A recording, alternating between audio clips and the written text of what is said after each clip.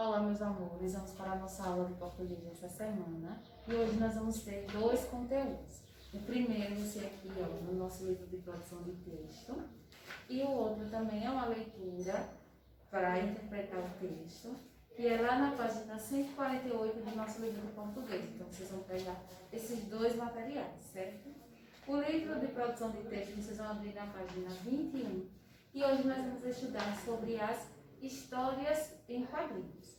Começando aí, né, no nosso conteúdo, nós já vamos ter essa história em quadrinhos aqui. Mãe, já arrumei meu quarto. A senhora precisa de alguma ajuda? Você pode me explicar essas notas? Certamente esta é 5, esta é 4 e esta é 3. Quero saber por que você tirou essas notas baixas. Ah, matemática não é o meu forte. Aqui é de ciências. O professor não sabe explicar direito o assunto. E a de geografia? Porque eu tenho que saber informações de todas as cidades do Brasil se eu moro aqui no Recife. E foi assim que acabou a conversa. Então, o que a gente pode observar desse tipo de texto? Histórias em quadrinhos ou HQs são textos que se propõem a contar uma narrativa por meio de desenhos das personagens. Então, aqui nós vamos ter, né, nessa história, os desenhos da mãe e da filha, né, fazendo o quê? Uma narrativa, a conversa, ou seja, o texto a ser contado, né, e das cenas quadro a quadro. Ou seja, a história é contada pelas ilustrações. Então, nós devemos observar os movimentos que os personagens fazem olhando as ilustrações de cada quadrinho, né? E que apresentam o quê? E pelo texto, que tem uma linguagem informal. Não precisa ser aquele texto, né, escrito totalmente correto. Por quê? Porque vai indicar a forma como cada personagem fala, como cada personagem conversa. Os textos nas HQs podem ou não contar com a presença de um narrador. O narrador é aquele que conta a história ao leitor e conhece o que acontece nela. Contudo, é comum que as falas das personagens apareçam em balões. Existem, porém, as histórias contadas apenas ou majoritariamente por imagens. Então, a característica é essa: você faz a divisão da sua história em quadros, por isso é chamado de história em quadrinhos, faz a ilustração e cada personagem desse deve ter uma fala ou uma ação. Então vamos aqui, ó. Aqui eu coloquei para vocês no quadro esse panfleto explicando alguns tipos de balões que podem aparecer na nossa história em quadrinhos. Então vocês vão lá na página 22 e aí vocês vão ver, ó, pode aparecer na nossa história em quadrinhos um balão de fala, certo? Porque ele tem essa característica, né, arredondadinho com a indicação da fala saindo da boca da pessoa. Um balão de pensamento, olha como ele é, uma nuvenzinha, 3 pontinhos, indica, essa característica indica o quê? Que a pessoa está pensando e não falando. Vocês podem ver também um balão de cochicho, ele é parecido com o balão de fala, mas ele é tracejado, indicando o quê? Está falando mais baixo, né? Balão que indica a fala de vários personagens, ou seja, um único balão, e todas as pessoas estão falando a mesma coisa. O que é que você vai fazer? Você coloca um balão grande, porque indica, né, a presença de várias vozes. Balão que indica alteração de voz, ou geralmente grito, nós temos aqui também, olha como ele é, todo, né, recortadinho, dando sentido de que houve um estouro, um grito, algo forte, um estrondo, né? Balão que indica barulho alto, estouro, queda, batida. Temos aqui, ó, o onomatopeia, né? Ele também é um balão mais explodidinho, certo? E o balão do narrador, que ele é um quadradinho lá em cima da imagem.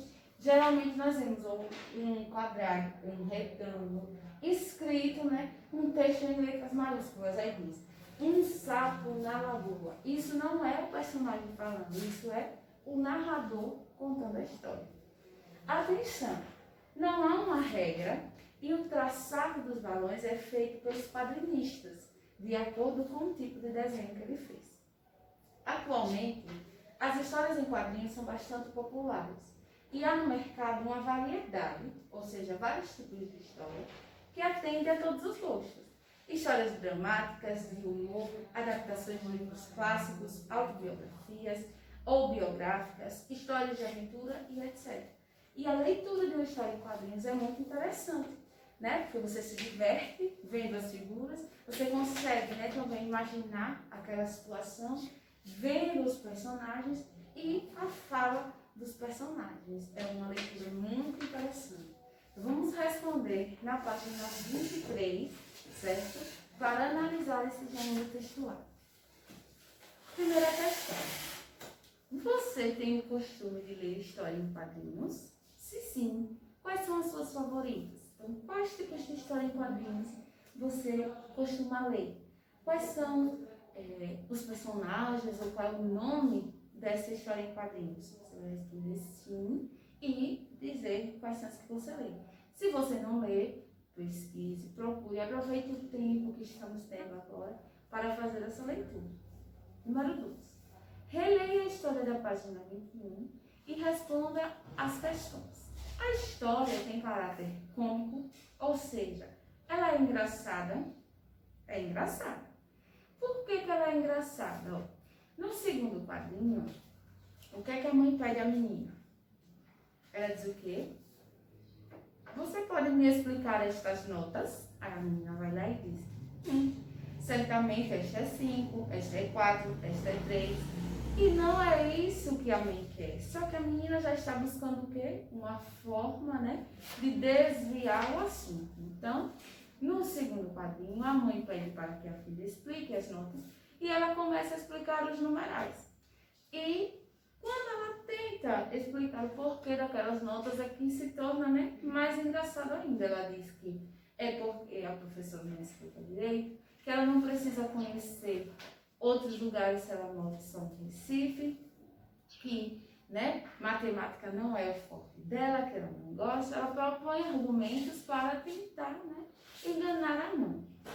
Quais os argumentos que a menina usou para tentar convencer a sua mãe?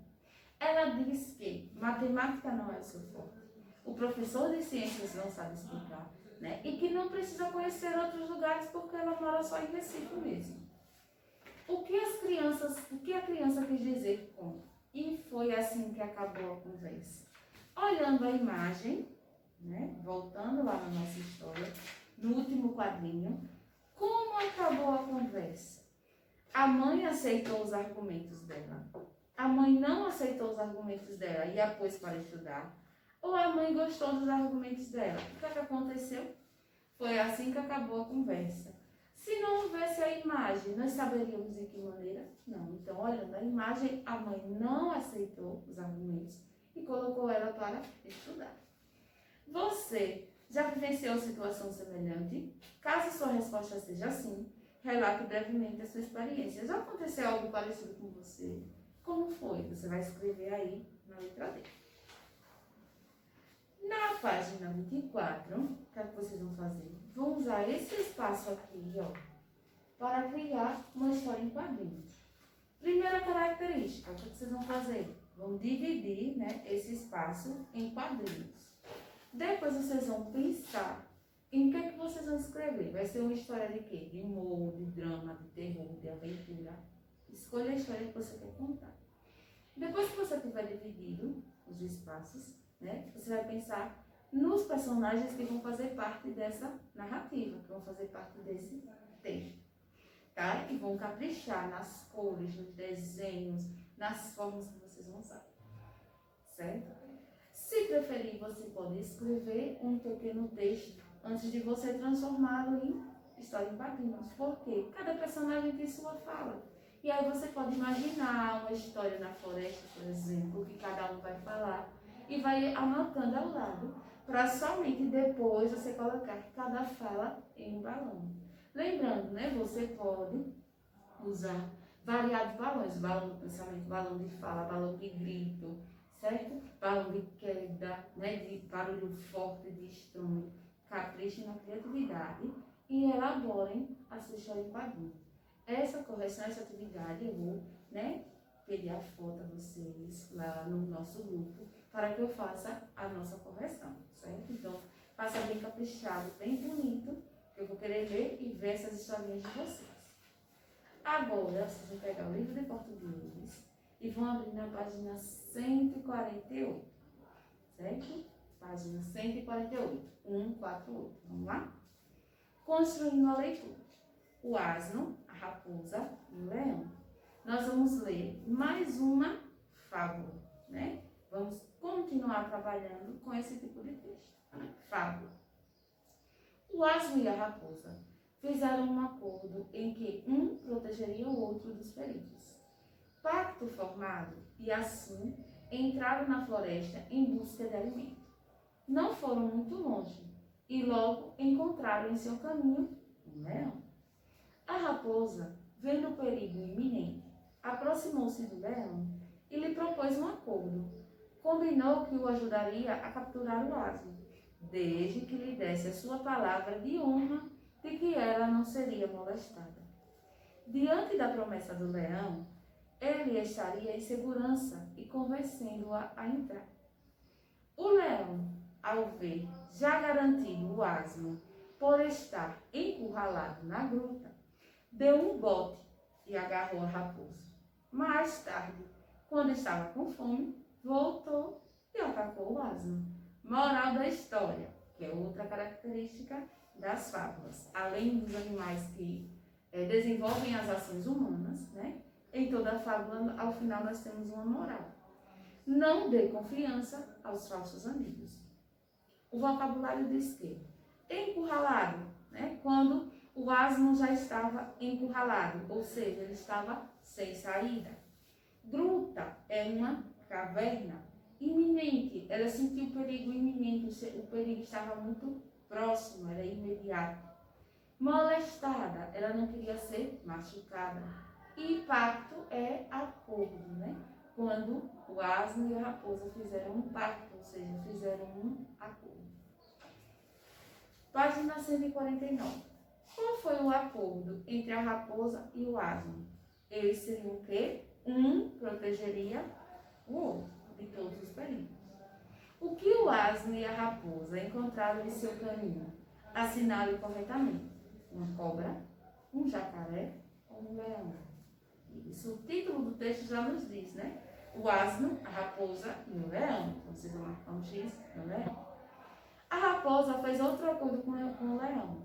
Mas esse acordo certamente anularia, ou seja, faria com que o outro feito com o asno não fosse existir mais. O que você pensa sobre essa atitude da raposa? É correto? Você faz o acordo com uma pessoa, né? E quando você encontrar outra em que você vê que você pode levar uma vantagem, mas que vai prejudicar o outro, você quebra esse acordo. Você concorda com isso? Se você concordar, você vai dizer sim e por quê. Se você não concordar, você vai dizer não e explicar o porquê. O leão honrou sua palavra com a raposa. O leão fez o que ele disse à raposa. O que aconteceu? Não honrou a sua palavra, devorou primeiro a raposa e depois o asno, né? Ela saiu perdendo totalmente, porque ao invés de proteger ou ser protegida pelo seu amigo, não, preferiu entregar o seu amigo ao leão e no final das contas o leão vai comer os dois. Página 150. Numere a segunda coluna de acordo com a primeira. Então nós vamos ter encurralado número 1, gruta número 2, iminente número 3, molestada número 4 e pacto número 5. Sem saída é o quê? Bem, número 1, encurralado. Acordo é pacto, número 5. Machucada é molestada, número 4. Caverna é o mesmo que gruta, número 2. E próximo é o mesmo que iminente, número 3. Então vamos ficar com 1, 5, 4, 2, 3. Complete as frases com sinônimos das palavras entre parênteses. Lucas ficou preso numa caverna. Aí nós vamos trocar por gruta. Tenha cuidado, o perigo é iminente. Aí nós vamos trocar por próximo. A raposa pensou que não ia ser molestada, porque aparece aí machucada. Precisamos fazer um pacto. Aí nós vamos trocar por a cor. Escreva uma frase para cada palavra. Aí vocês vão escrever as frases que vocês desejarem, usando as palavras pacto. Lembre, pacto é acordo, é combinar. É quando você combina algo com alguém. Encurralado vai ficar preso, né? Sem saída. Vocês vão fazer. E criar uma frase com a palavra, ao invés de escrever preso. O gato ficou preso na casa. O gato ficou encurralado na casa. Gruta. Gruta é o mesmo que caverna. Então, nos perdemos no passeio ao entrarmos na gruta, ao entrarmos na caverna. Molestado é machucado, né? Então, a criança, o menino foi molestado, foi machucado, certo? A raposa foi molestada ou o burro foi molestado, foi machucado, certo? Então, vocês vão responder essas duas atividades, tanto no nosso livro de tradução de texto quanto no nosso livro de português. Vão caprichar e na sexta-feira faremos a nossa correção. Um beijo e fiquem com Deus. Até amanhã na nossa próxima aula.